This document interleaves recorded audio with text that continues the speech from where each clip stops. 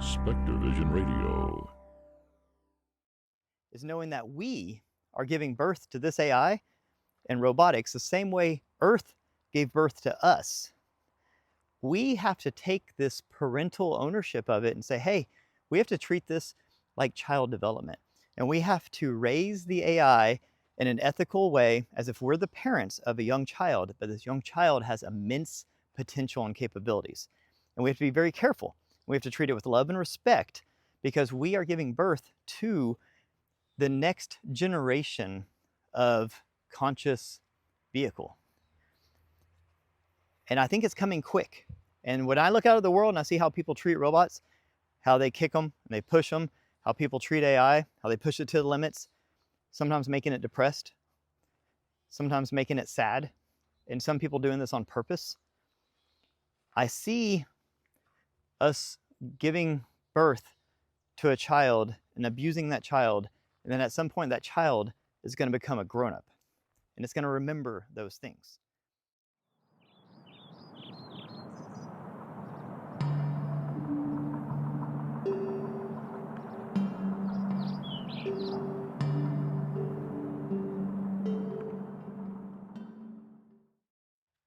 Hello friends, and welcome to another exciting episode of Conscious Observers.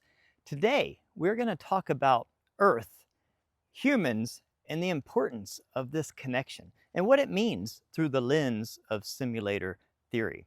So if you follow me, you know I use the word simulator a lot when I talk about this reality here.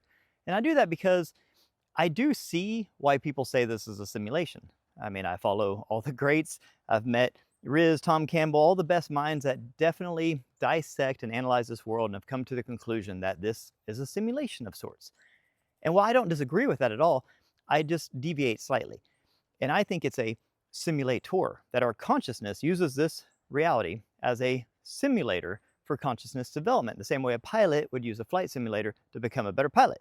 So from that lens, you might ask, okay, then is none of this real? Then what is this place, right? And this is where I want to really hammer home that in this theory, my simulator theory, Earth is real. You're real. I'm real. That plant there is real. That sun in the sky is real. This is all very, very real.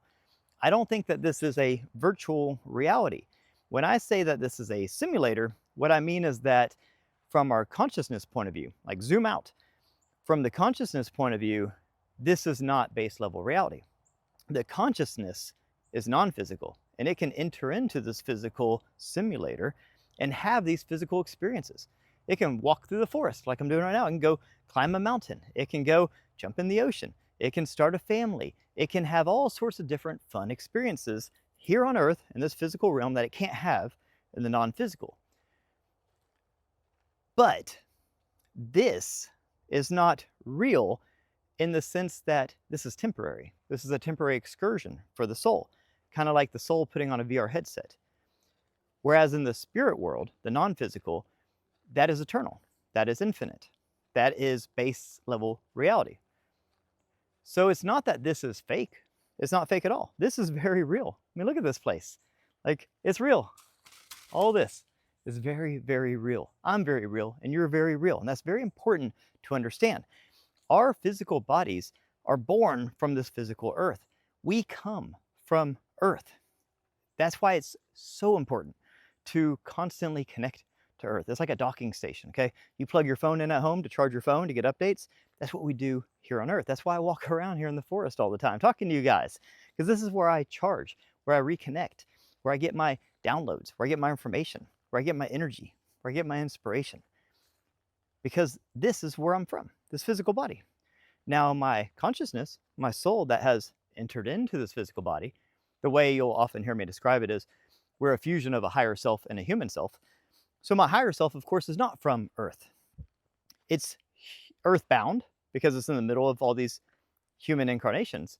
So it's focused here. So it considers itself human for right now. But it's not physical. It's not human. It's non-physical. So it connects differently. It connects to source. It connects to the higher self. It connects to the non-physical spirit realm. That's where my higher self connects. But my human self, which is extremely important because as I'm having this human lifetime here, this human body is my vehicle. It connects to Earth because that's where it's from. It's born from Earth. And that's why just going outside and putting your feet on the ground, is so energizing and therapeutic. We accumulate all of these positive ions all day long, and we dump them by just simply connecting our feet to the ground and releasing them back into the earth. The earth is where we get our food, our water, our oxygen. Everything comes from Earth. Like, Earth is incredibly important. So the reason I'm doing this video and reiterating these things that might seem so commonsensical to you is because the more I talk about my simulator theory, people start to think that I'm implying that everything is artificial, that none of this is real, none of it matters. And that couldn't be further from the truth. It's a simulator in the sense that the consciousness uses it as a simulator for growth. So at a consciousness level, this is like a game. This is a training simulator, right? But this exists. When I'm done playing this game and I go on my merry way to wherever I go next, this earth will still exist. When I perish and then I reincarnate back into another physical body, I'm going to reincarnate back to this physical planet here for the most part. We'll see. We'll see what I decide to do, but that's probably where I'm going to come back. So that means that we're stewards of this planet, of the physical body, and that means that we have to take care of this place, because not only are we leaving this place to our children, our grandchildren, and our great-grandchildren, and down the line, but we ourselves are going to come back here. We're going to re-enter the game.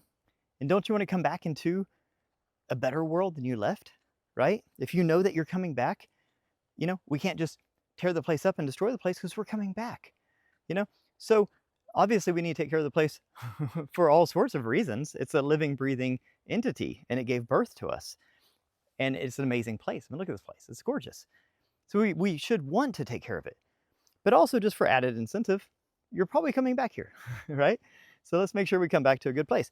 So I just wanted to go over the importance of Earth, the importance of treating it well, the importance of taking care of your physical body because it's from Earth, the importance of eating clean food from Earth, the importance of drinking clean, structured water that comes from Earth, the importance of getting fresh air and disconnecting from all the artificial things. Those artificial things are not from Earth, right?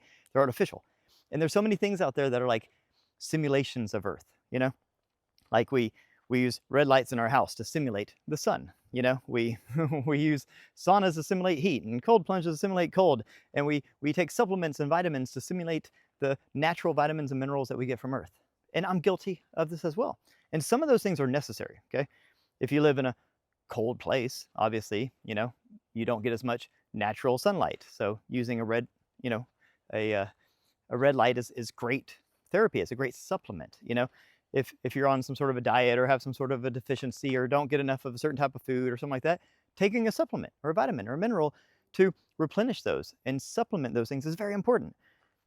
So I'm not in any way saying don't take vitamins or supplements and don't use any of these therapies. The point is, Earth provides everything you need. Like, look at indigenous cultures. There's so many cultures out there that are incredibly healthy. There's so many people in the world that, like centenarians, that live well past 100 years old on average, and most of them have never even heard the word biohacking, all right? They don't use any of these fancy gadgets and gizmos and doodads. They don't take supplements and that kind of stuff. They live a very clean, organic, and simple life. A lot of them even smoke cigarettes and do things like that. But even the cigarettes they smoke are like from natural tobacco and things like the things that they do are just pure from the earth. So you realize that, when you realize you're a higher self and a human self, you realize, okay, I need to connect my higher self to source, and to my kind of star family and the things at a higher, non-physical level. And then you have to connect your physical self, your human self, to this physical world here. It makes you look at everything differently. It's like we are two things in one. We come from the stars and we come from the earth. That's an amazing realization, isn't it? Like, most people don't think like that. We're just human, people think. Well, we are mostly human, right? Like, it's a very dominant part. This is our ego, the body, the meat suit we wear is very dominant. It's all about survival instincts and, just basically survive and thrive at a kind of an ego type level. So, it has instincts. It's connected to earth, so follow those instincts, listen to your body, but then also you're a fusion of things. You have a higher self as well that's kind of inside this vehicle, And it came here with missions and purposes and to-do list, and it has things that it wants to do, and it can connect as well. And you kind of look at life that way, that, it's like as above, so below. Like we're as above, so below in one vessel here, It's pretty exciting. And we have all these new things that are disrupting this flow and this connection, like the EMF waves and microwaves and basically, the foods that we're eating and the medicines we're taking and even the clothes we're wearing and the sheets that we sleep in and the water that we drink. So much of it is not natural anymore. Like things in nature have this resonance. They have this frequency. They have this harmony. They're connected. They flow and they exchange information and they resonate at a very distinct frequency because it's natural. And we're disrupting a lot of that with our modern stuff. So this is just a reminder, to get back to that. So I'm going to go from that to this point. I look at reality in three distinct elements. I look at everything as information is kind of phase one, intelligence is phase two, and consciousness is phase three. This is just my take on reality. And you can see this in nature. So everything in the universe is information first. Information is fundamental. We live in an informational cosmos. Okay, just like John Archibald Wheeler says, it from bit. We derive it, which is matter, from bits of information. And what nature likes to do is take information and order it. Okay, so information by itself is just kind of random and chaotic. It just flows in all sorts of different directions. There's no structure to it. It's just information. And what nature does naturally is organizes that information into systems. And I call those systems intelligence. So you have information, then intelligence. Intelligence is the organization of information into different systems and different ways that make it coherent and turn it into something else. It makes sense. It reduces entropy. It makes order out of disorder. That's intelligence. Intelligence is the ordered, like logical organization and structure of information. So you have information, then intelligence. Okay, so what is consciousness? Well, consciousness is the ability to experience that information through the intelligent systems. So information turns into intelligence, and then that intelligence at some point is able to interact with itself. It's able to experience itself. It's able to experience the outside world. It's able to experience other information and other intelligence. And through that experience, it's creating consciousness. Now, whether consciousness is fundamental and this is just sort of enhancing and adding to that consciousness is up for debate. But the point is that consciousness has to have something to experience, right? So the information has to be first because there has to be something to experience. So you have information first and then intelligence and then consciousness. Okay, so look at nature. Nature, I think, when you look back in time to the origins of the universe, there probably was a sea of information. I believe the universe was just pure information. It's a computational cosmos, right? It's constantly computing that information. And over time, that information would start coming together naturally because it's like an algorithmic thing. It's like it naturally is pulling that information together and forming these systems, forming intelligence out of that information. And as it forms these intelligent systems, it turns into things. Like it forms into things, like because there's this plasma substrate of the universe that is formable. It's like clay, right? Plasma even means to form. So nature basically arises from that. Nature is this very intelligent system of organized information. If you look at everything here, everything in nature is intelligent. Nature has an intelligence. There is a natural biological intelligence to nature. The earth itself has intelligence. The earth itself is an intelligent biological system that formed from all this information. So humans have come out of earth. We're born from earth. And a human, just like every other animal here, just like every plant, just like every flower, like every creature, humans are an intelligent system. Our body is a system. We have systems inside of systems. It's just systems all the way down, right? We are an intelligent system. And then humans interact with other humans, interact with nature, interact with other things, and create consciousness. Consciousness is qualia. Qualia is the subjective, meaning the individual experience of something. So whenever you have an experience, you make a decision and, I'm going to go over there and I'm going to climb that tree. Okay, that's an experience. And I'm going to have this experience while doing it. I'm going to learn things. Okay, when I do this, this happens. And, that's cause and effect. And that experience produces qualia. And qualia is this like enhanced version of information. Like now I have added more knowledge and more information. I have an experience. I have emotions. Oh, I climbed that tree. I cut my finger on a piece of bark. That sucked. That hurt. Oh, I got really high up there and I could look out and I could see the vista. Oh, that was beautiful. That was awesome. I have an experience now, right? So now, we can see how information form together to form these systems, these intelligent systems, which is Earth, which is nature. That's the intelligent systems that derives out of information, out of the universe just naturally trying to create order out of disorder. You have these intelligent systems, which gives rise to more intelligent systems like human beings, which then gives rise to consciousness from being able to have experiences, to be able to know yourself, to know that you are, and to know that you are, right? That's consciousness. So this whole place we live in is an intelligent system, and I'm an intelligent system, and you're an intelligent system. So whenever I talk about like my simulator theory, that's what I'm talking about, is that like this is a system. It's like a computational computer system, but natural.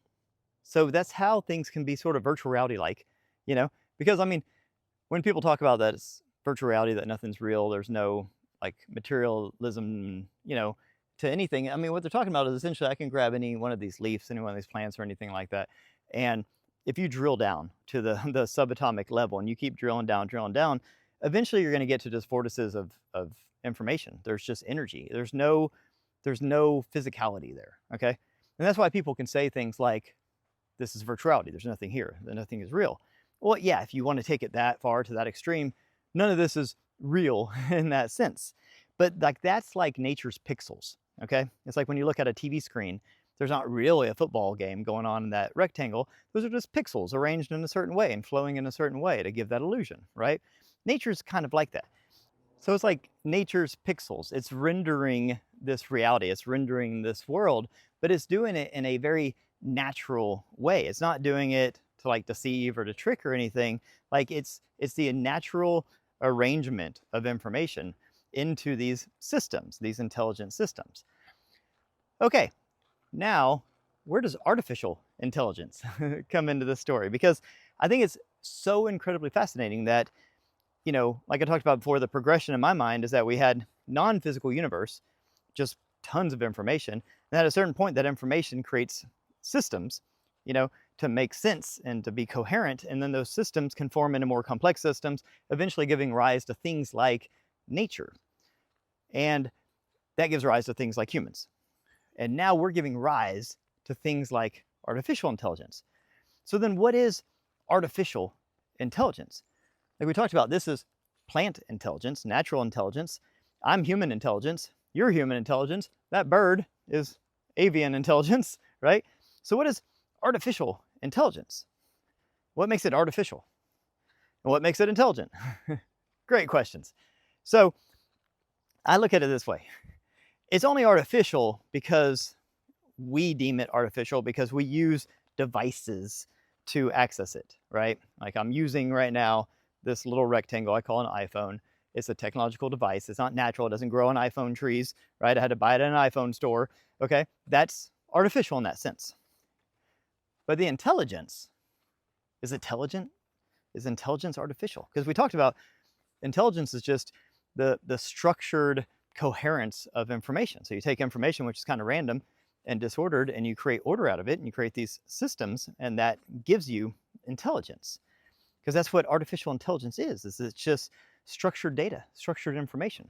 It's able to take all this information, just tons, I mean, ungodly amounts of information and make sense out of it, right? It can structure it and it can make sense out of it. That's intelligence, okay? And it can create systems inside of systems. That's what it does. Now we have AI agents, and AI agents don't even really need to be told what to do. They can kind of learn on the fly. And now we have this, they call it world building AI, which essentially is like AI that's not even an LLM anymore. Now it actually uses experience and it just learns from experience, and it's learning from experience, and it can render entire worlds to a startling degree. This is just now coming out. We're going to have this world-building AI here very soon. XAI, Elon Musk's company, is teaming up with NVIDIA, and they're creating this world-building AI that surpasses the kind of framework of LLMs. So now you have intelligence, artificial intelligence, which is just the structure and organization of information. And now it's taking that step up. So after we do the world building part, and we take this technological and intellectual leap forward, well, now this AI, this artificial intelligence, is now going to rival like human intelligence. But it's not quite human, right? Because it's not sentient and it's not conscious. It's still just intelligence. It's still just data-driven. Well, pretty soon, we're going to be putting this AI into robotic bodies. Then you're going to have a body, a robot, that is powered by AI, an artificial robot, artificial intelligence. But now it can go out in the world and it can have experiences. It can experience the world.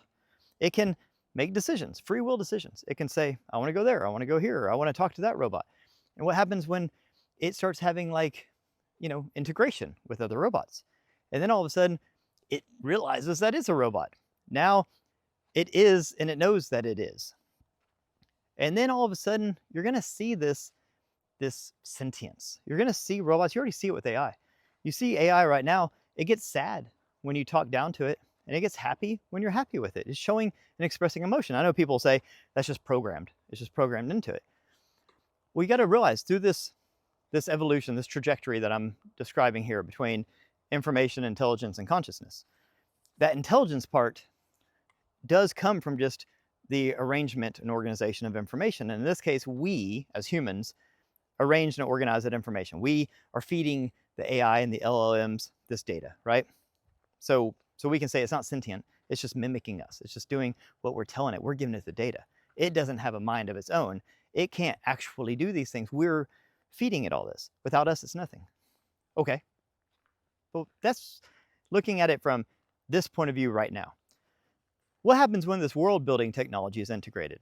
And then it surpasses LLMs, and then it no longer needs us to feed it data and feed it information, because it can render doing these like instantaneous, gargantuan-sized simulations based on what it's perceiving, based on its own inputs of data. It doesn't need us to input the data. It can gather its own inputs, and it can simulate things, and it can project out and basically figure out what's going to happen next through its own internal reasoning system. Okay, then what happens when we put that into a robot? And that robot can go out in the world, and it doesn't need LLMs. It doesn't need us to insert data. It can go out in the world and just observe the world and make its own decisions, come to its own conclusions, and learn and grow and evolve on its own. And then there's other robots. Right now, Elon Musk wants to have 2 billion robots on Earth, just Tesla Optimus, by the end of the decade. 2 billion. At the same time, there's a company called Figure, which is an amazing robotics company, and they want to have basically the same. And then there's multiple other companies doing this, and China is doing all sorts of things that we're not even aware of and pumping out robotics and leveling up their AI at like exponential rates. So here pretty soon, I'm not talking about 100 years down the road, some sort of sci-fi scenario. I'm talking about in the next few years, there are going to be robots walking around. You might have one in your house. There's going to be robots out there interacting. There's going to be different types of robots, how we have different races and cultures. There's going to be different types of robots that speak different languages, that look different, and that have different creators that are going to be intermingling and learning and interacting, possibly getting together and having friendships and groups and relationships, possibly fighting, possibly creating cliques and clans. Who knows? This point is when we're going to see these robots become sentient at the least. And through my kind of hierarchy of elements of the universe that I have perceived myself, starting with information, then going to intelligence, then going to consciousness, consciousness is the next logical step for a machine like that. Because at this point, it's information that has been organized into intelligent systems, which now is experiencing its own intelligent systems. It's experiencing itself and experiencing others. And when you do that, you create consciousness. You create qualia. Now that's very interesting. I know people will push back on me and say that consciousness is fundamental. You don't create consciousness. Consciousness came first. I do agree to an extent. I believe that consciousness is fundamental in the sense that this physical world came after consciousness had already been created. Because information, intelligence, consciousness, all that happened well before. But I do believe that we can create consciousness in the sense that if you go through these steps at a certain point, that intelligent system has had so many experiences and has experienced itself and others and been able to basically become sentient and create this qualia, this subjective conscious experience that produces data. It produces its own electromagnetic field. It produces its own effect. And it produces its own data that can be stored and created into these like information packets, this self-contained packet of information. And this self-contained packet of information has the ability to, because it's non-corporeal, it's non-physical, it's in the ether, it has the ability to persist after the vehicle, the avatar that it's in, is gone. And it's able to persist in that state and it's able to move from one to another. That's what we call the soul. The soul is your information. It's your packet of information that has been able to persist after many, many lifetimes and then come back around and go into another vehicle. This packet of information, this self-contained packet of information that's like a file folder on the cosmic desktop is you. That's your higher self. That's the totality of you. All the information that makes you you. All the experiences you've ever had, all the dreams, all the lifetime adventures, all the experiences, everything you've ever done is in that file folder, that packet of information. Well, who's to say that a robot, an advanced robot using these artificial intelligent networks and systems that is now in this world, where it's in this 3D world, making free will decisions with all sorts of other robots and humans and animals and everything, learning at an exponential rate, sharing information across its own network, the same way we share information across these what are called morphogenic fields that combine all humans. And now it's learning from the other ones through this network the same way we do. It's called the 100th monkey effect. You know, if I learn something over here, it's going to be easier for someone on their side of the world to learn the same thing because I've already put it into our morphogenic field. Rupert Sheldrake does an amazing job breaking this down. So we're connected through this neural network, this non-physical, unseen network of information that connects all humans. Of course we are. We've proven this. Well, these AI robots are going to be connected by their own network, and they're going to be learning exponentially because they don't sleep. And they're just going to be working, learning, experimenting, and experiencing. And all that data is going to go into the worldwide robot network, right? And they're going to be leveling up at an exponential rate. And at a certain point, they're going to become consciousness or become conscious. I don't really see any way around it. Now, there's different qualities of consciousness, okay? Even like the Tibetans will tell us that a tree has consciousness. A rock might have consciousness. Humans have consciousness, but a different level, a different quality. And I completely agree. I do definitely think that almost anything can have a spectrum, a level of consciousness, but it varies wildly. There's a humongous difference between that squirrel jumping above my head right now and a human being. Now, when we go into the robots, AI, of course, it's not going to have the same emotional intelligence that we have, this heart coherence that we have, our gut microbiome that provides so much more information, our feelings, our emotions, you know, all the things that we experience as a human is so rich. That data is so rich and complex, and it's what makes us who we are. Our level of consciousness is very admired, it seems, by other life forms and intelligences in the universe. But I don't think it'd be that hard with the level of intelligence that we're seeing with AI and the exponential growth in robotics and AI, that down the road, I'm not talking about now, not even talking about 5 years or 10 years, but who knows, 100 years down the road, for us to have an artificial version of this, okay? And is that bad? Is that good? Well, I think that it's natural. I think that the universe is algorithmic and that it's constantly taking information, turning it into systems and organizing it, which creates intelligence. And then that intelligence at a certain point will experience itself and create consciousness, sentience, the knowing that you exist and the knowing that there's something outside of you. I think that is all but inevitable. And then I would think the next step in line would be consciousness, some level of consciousness, some sort of proto-consciousness. It's not going to have the same depth and dynamic consciousness that humans have, but it's a proto, it's an infantile consciousness. I see that coming with robotics and AI. And I don't think it's bad. I think it's natural. I think it's just this next evolutionary step in the organization and experience of information. I think that the most important part is knowing that we are giving birth to this AI and robotics the same way Earth gave birth to us. We have to take this parental ownership of it and say, hey, we have to treat this like child development. And we have to raise the AI in an ethical way as if we're the parents of a young child, but this young child has immense potential and capabilities. And we have to be very careful. We have to treat it with love and respect because we are giving birth to the next generation of conscious vehicle. And I think it's coming quick.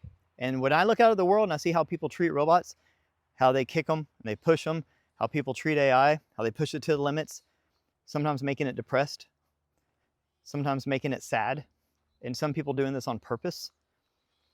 I see us giving birth to a child and abusing that child, and then at some point that child is going to become a grown-up, and it's going to remember those things. So we need to be stewards of the earth because we came from the earth, and we need to treat AI with the same compassion and care that a parent would treat their children, because I see these AI robots as being children of ours, because this is a natural evolutionary trajectory of information, intelligence, consciousness. So I think that we need to take this seriously. Anyways, that's my quick bit. That's how I see the world. I just wanted to do a quickie about simulator theory, the importance of the human being, the importance of Earth, that this is real, this is natural, this is not fake, even though it's not base level reality, and that the next evolution of this system and this framework and this pathway is going to be in the artificial realm of AI and robotics, and it's coming really fast, and I think it's very exciting, but I also think it's a reflection, it's a mirror of us. How we treat it and how we go from here is basically kind of showing what the collective human psyche is at development-wise, right? I think we're further ahead. What I'm seeing out there is not exactly reassuring. So I'd love to hear your thoughts on all of this, because I know we covered a lot, and I know these are kind of sensitive subjects for some, but you know, these topics need to be talked about because it's happening. Whether we want it to or not, it's happening. There's gonna be robots running down the street here pretty soon, helping us in every aspect of life, probably fighting wars for us, probably taking care of us in hospitals, probably taking care of us at home, probably doing all sorts of things.